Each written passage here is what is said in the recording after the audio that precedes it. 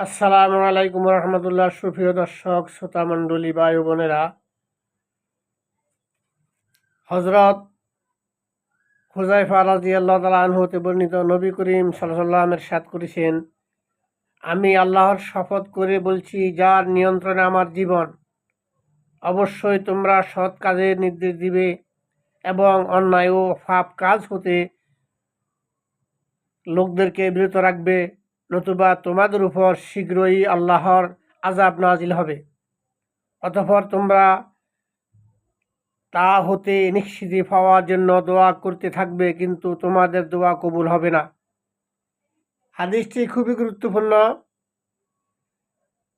আমরা যদি মানুষকে সৎ কাজের আদেশ, অসৎ কাজের নিষেধ না করি, তাহলে মহান রব্বুল আলামিন আমাদের উপর আল্লাহর পক্ষ থেকে শাস্তি বা আযাব, গজব, বিভিন্ন ধরনের জলোচ্ছ্বাস, টর্নেডো,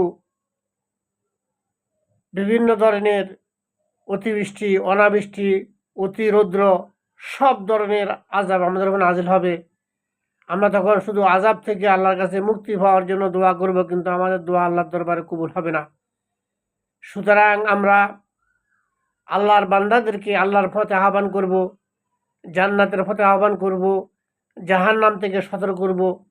আর আমরা নিজেরা জান্নাতের পথে যাওয়ার জন্য, জান্নাতে যাওয়ার জন্য কোরআন সুন্নাহ ভিত্তিক আমল করব এবং মানুষদেরকে জাহান্নাম থেকে ফিরিয়ে জান্নাত দিকে ডাকবো। এই জন্য সবাই আমরা পড়ব, লা ইলাহা ইল্লাল্লাহু মুহাম্মাদুর রাসূলুল্লাহ।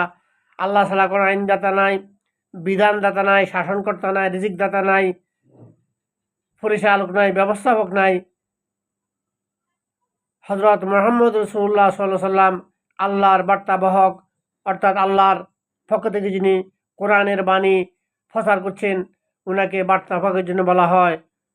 আল্লাহ আমাদেরকে কোরআন সুন্নাহ ভিত্তিক জীবনযাপন করে মানুষদেরকে কোরআন সুন্নাহর পথে আহ্বান করে জাহান্নাম থেকে মুক্তির পথ দেখাবো আর জান্নাতে যাওয়ার পথ দেখাবো। আল্লাহ আমাদের সবাইকে তৌফিক দান করুন। ওমা তৌফিক ইল্লা বিল্লাহ। আসসালামু আলাইকুম ওয়া রাহমাতুল্লাহ।